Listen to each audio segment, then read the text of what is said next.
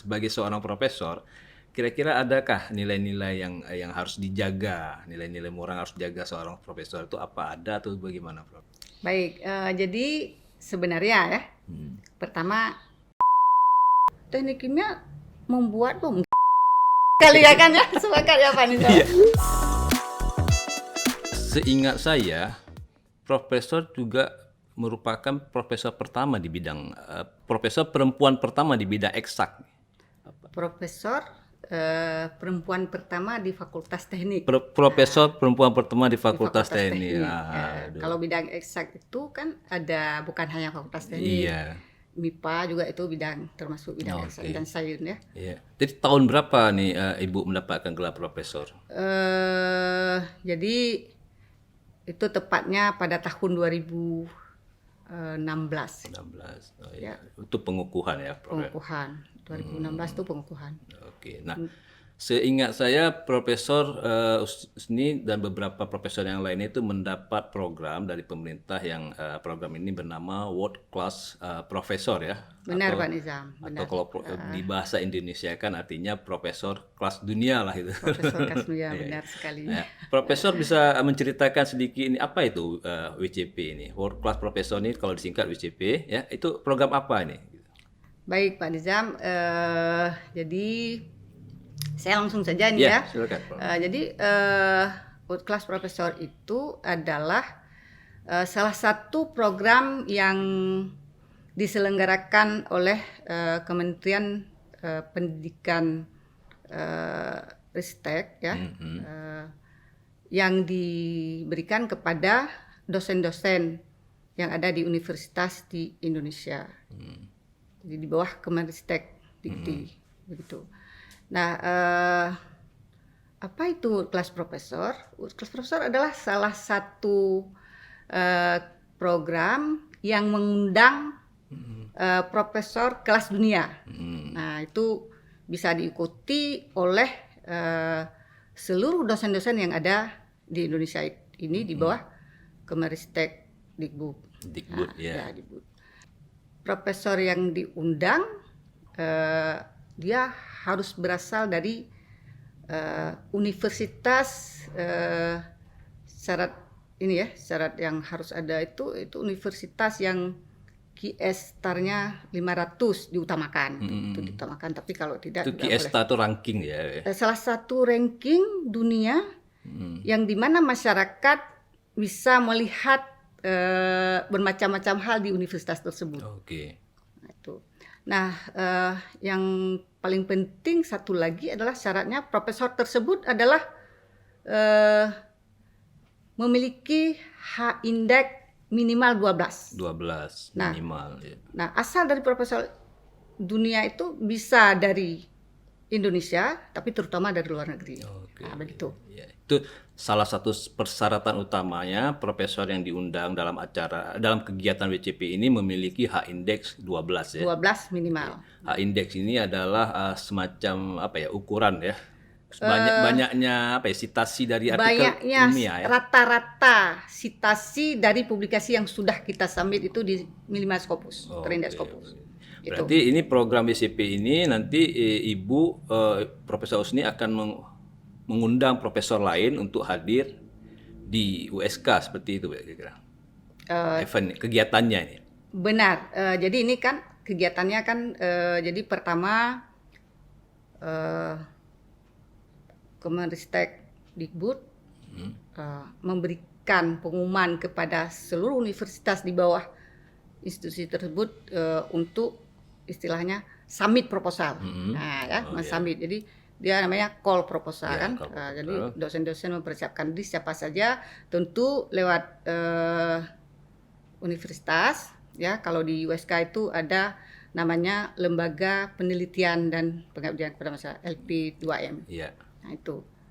Kemudian dosen mempersiapkan proposal, lalu harus mengundang satu profesor kelas dunia. Nah, itu kelas dunia artinya nanti tujuannya apa? Supaya dosen-dosen yang ada di Indonesia, tentunya kalau kita USK ini bisa berkolaborasi terutama di bidang penelitian, riset, nanti ada joint publikasi dan sebagainya, bahkan sampai MOU untuk kedepannya. Dengan Gitu. profesor kelas dunia ini ya. Ya, Oke. itu. Nah, yang pertama sekali ada syarat nanti kalau kita sudah mendapatkan world class profesor itu yang didanai oleh Kemendikbud, kita harus ada publikasi yang sudah kita siapkan, kemudian kita sepakati bersama profesor tersebut kita akan submit di jurnal mana. Oh gitu ya. Ya ada kerjasama itu ya. Ada sebelumnya itu kita masukkan ke dalam proposal yang kita usul. Oh, Salah satu. Sejak tahap proposal sudah ada itu. Jadi draft artikel lah seperti itu ya. semacam artikel yang sudah ready to submit Sudah ready, istilahnya oke, ya, oke, ready to oke. submit. Jadi artikel yang disiapkan oleh pengusul, kemudian kita artinya kalau kita sudah berhubungan dengan profesor tersebut, kita kan sudah ada komunikasi istilahnya Iya. Jadi ada macam-macam persyaratan dari pihak profesor WCP dan juga dari pengusul itu sendiri. Oke, seperti itu ya. Ya. Nah, sampai sekarang ini kegiatan WCP ini apa saja, Prof? Yang sudah dilaksanakan kegiatan-kegiatan. Jadi tentu dalam kegiatan WCP itu, kalau saya tahun lalu juga sudah pernah iya. tahun lalu juga sudah. Ini seperti sudah Ini tahun langganan kedua, gitu ya. sudah kedua, tahun kedua. Udah Jadi langganan. saya cerita sedikit tentang dosen-dosen Iya, yang lain. boleh, Prof. Jadi USK ini sekarang disebut USK ya. USK sekarang ya. Jadi sejak tahun 2017 dibuka oleh di Kementerian. oleh kementerian, sudah ada yang mengusul sejak 2018. Dulu ada teman-teman sebelum pandemi ya, sudah mulai. Jadi bahkan ada teman yang sudah mendapatkan 5 kali berturut-turut. Dia usul terus-menerus tiap tahun. Iya. Nah, kalau saya khususnya itu baru 2 tahun, jadi tahun lalu. Tahun lalu kebetulan pandemi, jadi kami jarak jauh. Jadi antara Online profesor, ya? online jarak jauh. Nah, kegiatan yang bisa kita lakukan antara lain misalnya pengusul bisa berkunjung ke Universitas WCP, World Class Professor. Kemudian Profesor WCP juga kunjung ke Universitas pengusul, misalnya USG. Timbal balik ya. Timbal balik, dan itu semua didanai oleh Kementerian ya? Oke, Pendidikan. Ya. Itu dalam kunjungan itu nanti apa yang dilakukan dalam kunjungan itu? Misalnya apakah ada workshop atau adakah penelitian atau apalah? Jadi kalau misalnya pengusul, di sana bisa saja kita lakukan penelitian. Nah, kalau publikasi yang mau kita submit tentu sudah kita lakukan penelitian sebelumnya karena pada saat kita mengusulkan proposal sudah ada namanya manuskrip istilahnya ya, kalau di universitas yang sudah ready to submit istilahnya. Jadi karena kita dalam itu harus kita buat satu perjanjian bahwa kita publikasi ini akan kita submit ke jurnal ini. Itu salah satu syarat di proposal itu. Nah, ketika kita berkunjung ke sana, tentu banyak hal yang bisa kita kita dapat di sana ya.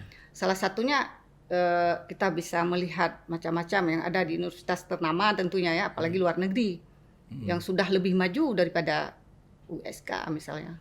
Ini yang kebetulan yang Profesor usulkan sebagai mitra ya, itu dari negara mana, Bro? Dari negara Malaysia, jadi Universiti Malaysia Pahang. Nah, namanya itu Prof. Rizalman Mamat.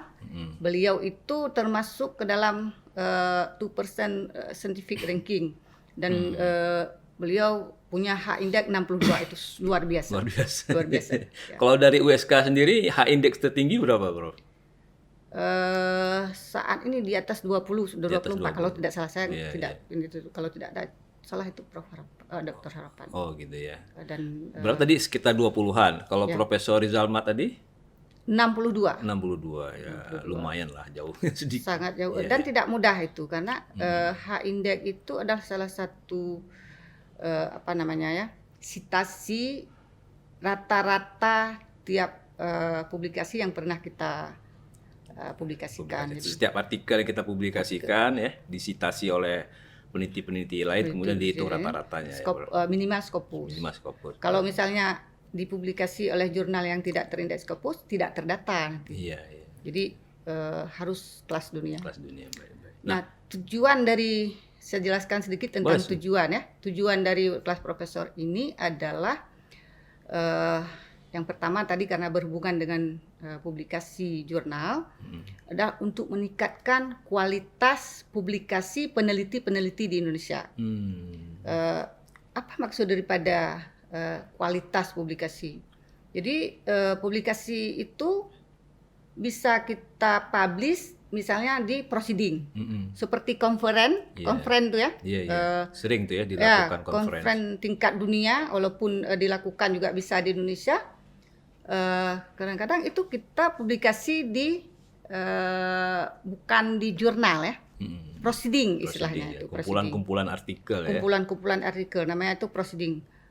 Itu juga terindeks Scopus.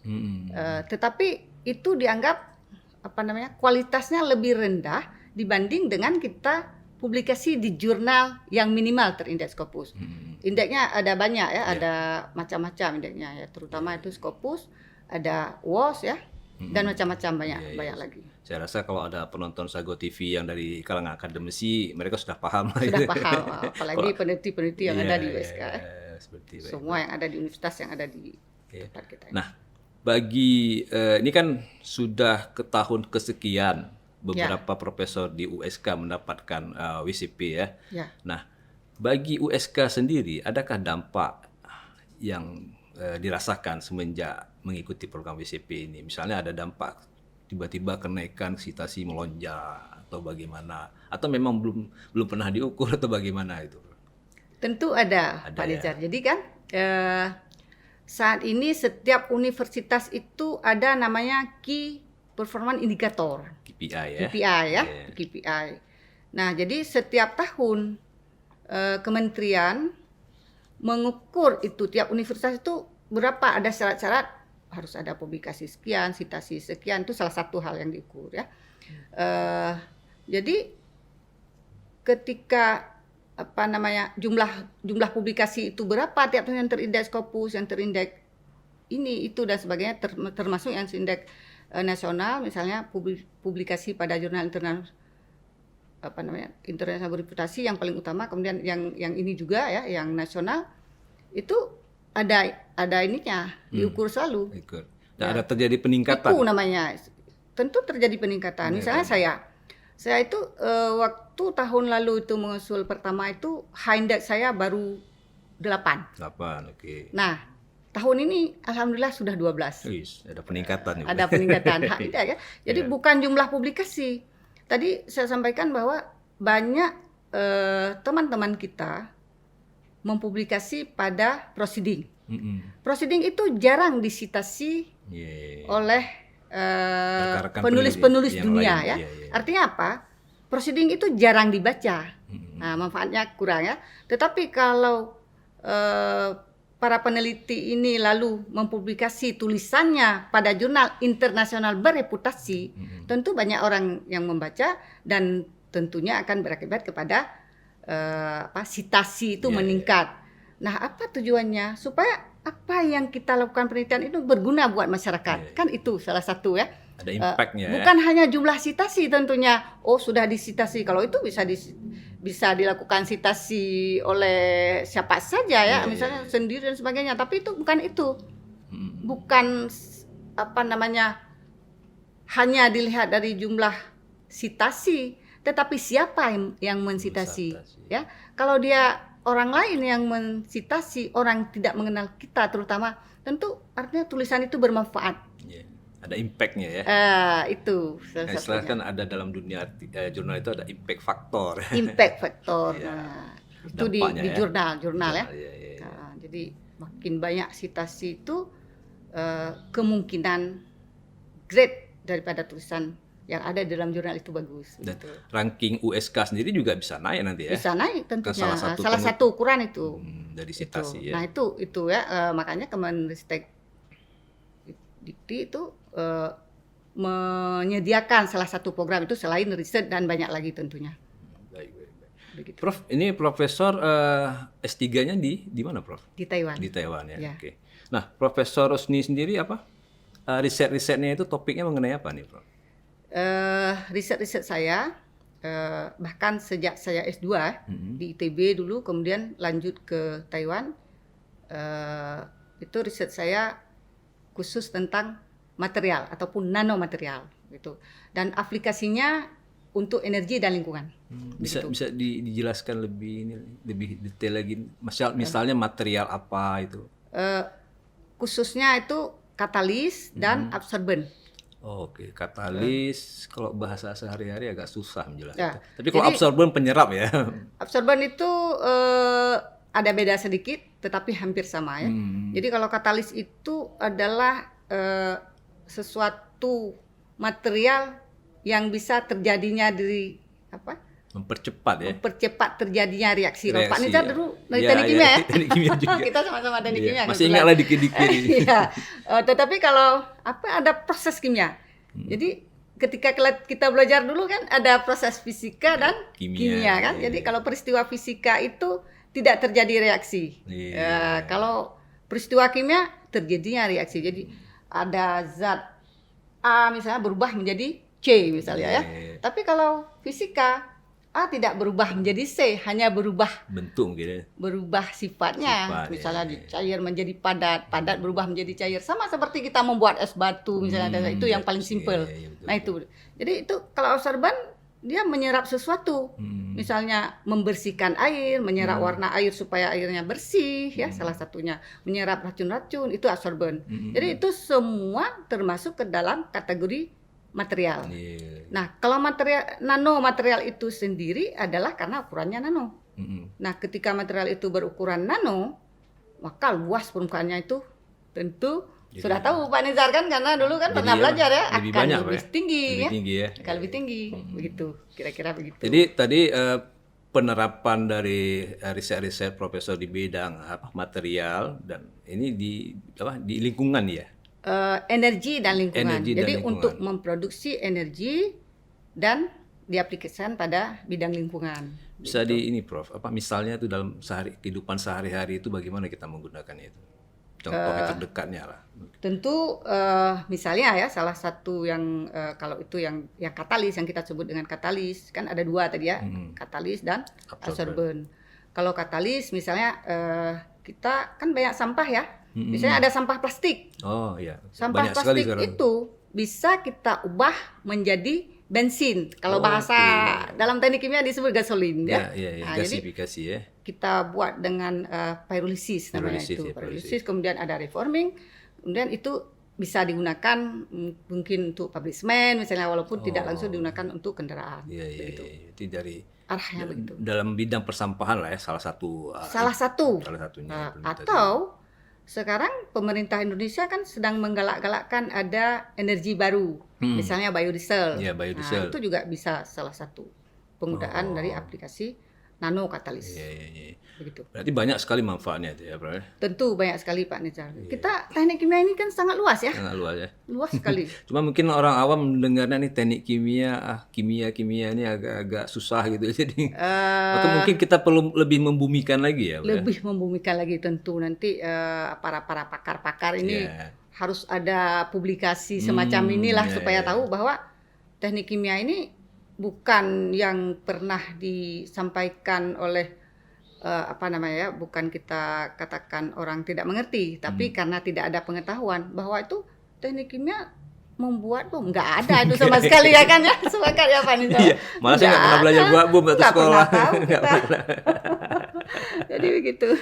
Iya. Iya. Dan ada satu fenomena menarik nih, Prof, belakangan di USK, terutama di teknik kimia. Saya lihat makin banyak profesor yang muncul dari teknik kimia USK ini ya. Ya, Jadi, benar. ya, jadi apa ini penyebabnya? Apakah padahal teknik kimia kan orang awam mengetahui itu kan sebuah bidang ilmu yang susah ya. Ya. Tapi profesor yang dari teknik kimia ini makin banyak gitu. Ini kenapa ini? Apakah saya kurang tahu juga. Mungkin Profesor bisa menjelaskan apa ini penyebabnya nih. Jadi begini. Sebenarnya bukan hanya di teknik kimia. Iya, tapi banyak. Memang jumlahnya lebih banyak Dan muda-muda. di teknik kimia ya. Jadi saya rasa semua dosen, terutama di Fakultas Teknik itu sudah banyak yang menjadi profesor sekarang. Jadi profesor terbanyak adalah di Fakultas Teknik.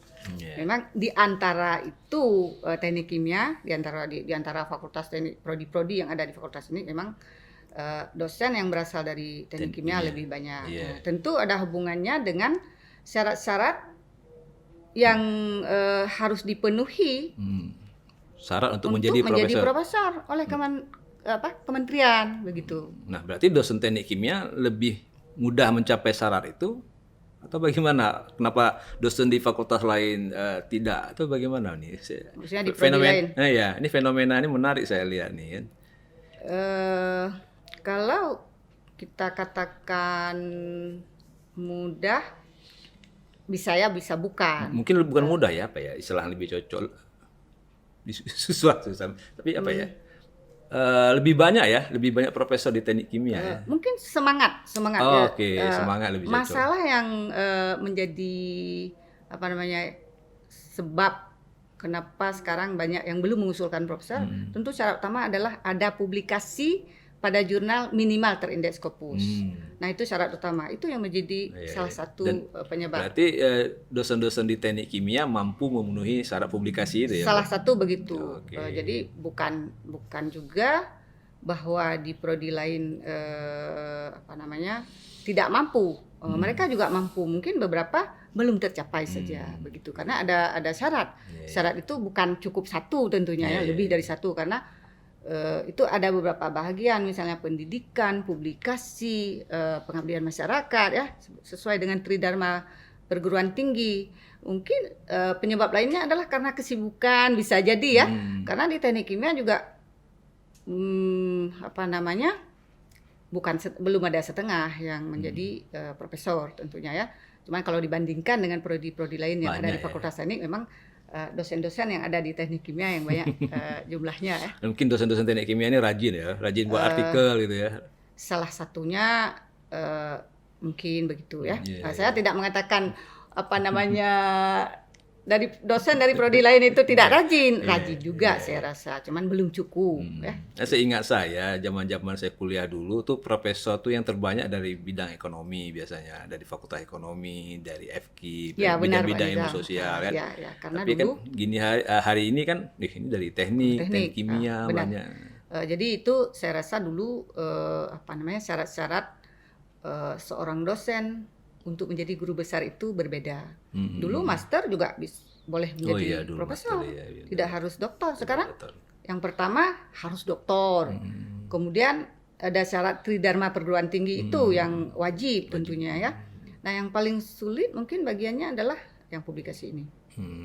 Ya, publikasi pada jurnal terindeks Scopus minimal. Jadi, tentu ada jumlahnya juga itu Pak Nizam. Bukan hanya saya sudah punya satu, belum tentu cukup, ada persennya sekian. Misalnya kita butuh 500 jumlahnya seperti istilah kata orang itu kum ya. Jumlahnya sekian. Kredit poin lah ya. Poin itu ya. Nanti ada publikasi sekian kalau untuk guru besar ya. Yang pendidikan sekian. Pendidikan misalnya mengajar di kelas ya, salah satunya. Ada juga pengabdian. Itu yang paling sedikit dibutuhkan memang pengabdian. Tapi harus tetap ada. Tetap ada, masing-masing bagian itu harus ada. Tapi bagian publikasi ini lumayan besar juga publikasi yang paling besar. Publikasi lumayan besar ya. Jadi dari 100 itu kita anggap persentase ya. Nah, publikasi itu hampir 50%. Besar. Penentu utama lah ya. Penentu utama. Mengapa demikian? Kalau sumber pendidikan sudah jelas seorang dosen itu masuk kelas. Ya, mengajar. Nah, itu. Tetapi kalau publikasi ini dosen harus melakukan penelitian terlebih dahulu, baik itu terutama kalau orang eksak penelitiannya di laboratorium tentunya. Jadi kalau punya kesibukan yang lain mungkin belum tentu sempat itu ya. Kemudian harus menulis, kemudian masalahnya bahasa Inggris lagi ya. Nah, itu salah satu problem mungkin juga. kita dengan contoh dengan Malaysia agak kalah dalam bidang bahasa Inggris Ya, ya, karena ya. mereka tuh lebih fluent ya bahasa Inggrisnya ya kalau dibanding Saya orang-orang rasa itu salah satu salah satu faktor ya, ya. salah satu faktor. Tetapi tentu USK juga melakukan sesuatu bantuan supaya mempercepat publikasi dosen-dosen di jurnal terindeks Scopus tentu. Bukan hanya dosen sendiri tentu harus berjuang mati-matian. Iya, iya. Jadi dosen punya motivasi, USK mensupport itu Support, semua. ya. Begitu Pak Nizam. Nah, ini kan Ibu sebagai profesor, pastilah ada apa ya, mungkin entah kebanggaan ya sebagai profesor ataupun ada nilai-nilai yang melekat sebagai seorang profesor. Misalnya saya berikan contoh seorang ustadz lah, pendakwah itu kan mereka itu udah ada nilai-nilai, jadi nggak bisa bertingkah sembarangan, tidak bisa berperilaku yang seenaknya. Nah, sebagai seorang profesor, kira-kira adakah nilai-nilai yang harus dijaga, nilai-nilai moral yang harus dijaga seorang profesor itu apa ada atau bagaimana, Prof? Maksudnya kalau saya gini, misalnya kalau dosen biasa karena belum profesor dia mungkin bisa bertingkah seenaknya, bisa apalah, bisa nggak masuk, bisa nggak perlu peduli dengan penelitian dan sebagainya. Nah, sebagai seorang profesor, apakah ada nilai-nilai yang mesti dijaga itu tadi? Baik, jadi sebenarnya ya, pertama umumnya kita di sini kan hampir 100% kan Muslim. Muslim sifat-sifat yang disebut oleh Pak Nizam itu tentu harus ada. Tidak hanya dia sebagai profesor, dosen misalnya ataupun profesor. Nah kedua, seorang dosen ya, kalau di sekolah itu namanya guru ya, itu kan salah satu teladan ya, teladan bagi masyarakat, terutama anak didiknya. Demikian juga seorang dosen. Seorang dosen tidak harus dia profesor, dia tentu harus menjaga tingkah laku, kerjanya harus benar, apa yang dipersyaratkan, kuliah dan sebagainya tidak boleh masuk, bukan hanya profesor. Nah, kalau profesor ini apa? Ini profesor itu guru besar. Ada sesuatu yang lebih, misalnya pernah bisa melakukan publikasi atau apa, ilmunya bisa diterapkan kepada orang lain, ditransfer dan sebagainya, itu perlu dilakukan tentu. Kalau masalah tingkah, saya rasa semua juga harus punya itu ya. Kalau tingkah laku. Karena ini dulu kan ada anggapan nih kalau sudah profesor nih kadang-kadang nyentrik gitu ya. Unik gitu dulu ya, tapi saya nggak tahu kalau profesor sekarang. Seperti yang Pak Nizam lihat tentunya kan tidak demikian. Kita sama saja. Sama ya. Tugas-tugasnya juga sama, harus kita penuhi sesuai dengan syarat. Tentu kalau misalnya dalam syarat kinerja sekarang di setiap universitas guru besar itu ada lebih sedikit ya, karena namanya saja guru besar. Jadi misalnya ada syarat yang lebih daripada akademik di bawahnya, pangkat yang di bawahnya, misalnya dia harus menulis jurnal yang bereputasi ya, jadi yang terindeks pada jurnal bereputasi ya, minimal terindeks Scopus. Kemudian setiap 3 tahun itu syaratnya harus ada menulis buku bersama-sama tentu ya, bukan sendiri ya. Jadi kita tulis buku dan sebagainya supaya apa yang kita tulis itu bisa dibaca orang lain dan bermanfaat terhadap orang lain. Gitu. Termasuk jurnal itu tadi. Jadi pada prinsipnya profesor atau bukan profesor sebagai seorang dosen itu sama ya, Prof? Sama saja. Mungkin tugas-tugas administrasi yang tidak ada itu nyentrik itu tidak ada ya. Nyentrik itu kan itu bukan syarat kan, itu sikap dari seseorang. Ya, saya rasa begitu. Ya. Nah, mungkin nih kita sudah berbincang cukup lama, ini mungkin terakhir ya saya ingin menanyakan pendapat Profesor, bagaimana dunia pendidikan tinggi kita? Apakah menurut Profesor sudah berjalan sesuai tracknya, sesuai arahnya, atau masih belum sesuai, atau masih agak lambat seperti itu? Karena Indonesia sendiri kalau kita lihat dalam ranking universitas kelas dunia itu rankingnya kan masih di luar 100 kalau nggak salah saya ya, masih agak jauh. Nah, menurut Profesor sendiri ini bagaimana nih? Apalagi sekarang USK sudah mendapat PTNBH gitu. Tentu ada tadi seperti tadi bincang-bincang tinggi berbadan hukum. Ada kebebasan yang diberikan kepada universitas untuk memajukan kampusnya. Ya. Itu menurut Profesor gimana nih? Sudah on the track perguruan tinggi kita? Saya rasa beberapa universitas berusaha terus ya supaya kita bisa berada di tataran dunia. Jadi kita bisa setara dengan yang lain. Nah tentu kalau kita bandingkan dari nilai misalnya ada QS Star dan sebagainya, memang kita belum sama dengan mereka.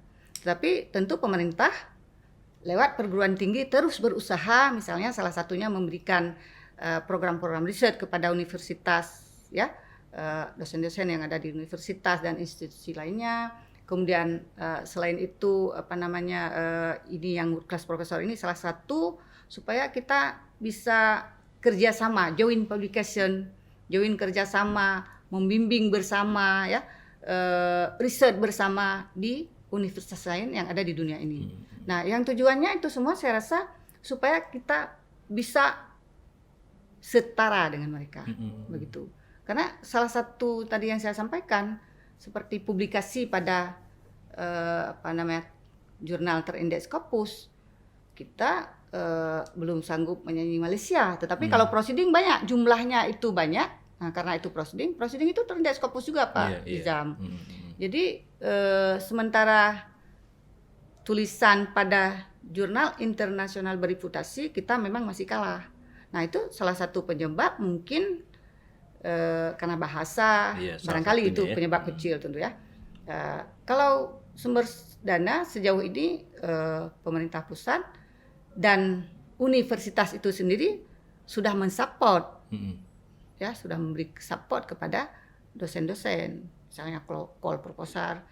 Dana dari Universitas Syah Kuala sendiri misalnya untuk dosen-dosen USK itu setiap tahun juga ada ya berbagai skema. Jadi berbagai skema, misalnya ada skema profesor, calon profesor, untuk lektor kepala menurut grade-grade dosen itu. Asisten ahli bahkan juga ada, bahkan untuk pegawai juga semua ada. Kebagian ya. Semua kebagian. Tentu harus berkompetisi. Jadi istilahnya kompetisi. Ya, jadi submit proposal kemudian dinilai. Nanti ada batasnya, tentu ada nilai berapa yang harus dipenuhi. Ya, berarti sepanjang dosen dan yang lain-lainnya ini mau ya Bu, mau mengusahakan, itu pihak kampus dan pemerintah menyediakan ya, memberikan gitu ya. Ya, tentu sebagai negara besar dan penduduknya besar, kita memang tentu masih belum sempurna tentu ya, karena negara kita ini kan besar sekali dan penduduknya sekali. Malaysia cuma berapa penduduknya? Lebih mudah mengendalikan. Lebih mudah mengendalikan, kemudian sumber dana yang diberikan ke semua universitas ya. Baik, tentu butuh jauh lebih banyak dibanding dengan Malaysia misalnya. Karena ketika saya berkunjung ke Malaysia juga memang kampus-kampusnya itu sudah cukup bagus ya fasilitasnya. Dari segi fisiknya aja dah jauh lebih bagus ya. Jadi mereka punya kampus sangat bagus, laboratorium juga semua sudah terpenuhi, ya. Jadi bukan hanya gedung, tetapi isinya juga sudah lengkap dengan peralatan-peralatan yang canggih, yang sangat mendukung jalannya riset. Karena kenapa harus riset? Karena sesuatu itu dimulai dari riset. Berbasiskan riset ya. Ya, berbasiskan riset.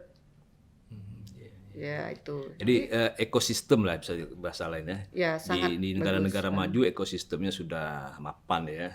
Kalau kita mungkin baru mulai menuju ekosistem yang mapan ya. Gitu. Ya, jadi salah satu yang lain mungkin tujuan dari pemerintah juga bahwa ketika kita ada kolaborasi dengan profesor-profesor tingkat dunia, terutama di luar negeri, nanti ada sesuatu yang berubah dari dosen-dosen yang ada di Indonesia. Misalnya dulu mungkin menganggap publikasi ini hanya sekedar iseng, tentu ya? bukan semua, bukan iseng. Oh ini sudah cukup, saya sudah ada satu, ala kadarnya ya. Sudah cukup memenuhi untuk kinerja. Lalu ketika sudah ada komunikasi, ada kerjasama dengan profesor-profesor yang ada di dunia, bukan itu, mereka terus saja melakukan publikasi. Nah ini salah satu ya, tujuan dari WCP tadi ya. WCP tadi. Ini karena kita topiknya tentu WCP ini ya. Paling penting ya. Jadi di sana juga saya melihat bahwa kampus didirikan, kemudian unit-unit kerja sudah ada seperti di Pahang itu. Oke. Jadi universitas yang saya datangi ini tujuannya semua itu engineering itu. Universitas Malaysia Pahang khusus tentang teknik engineering ya. Iya, iya.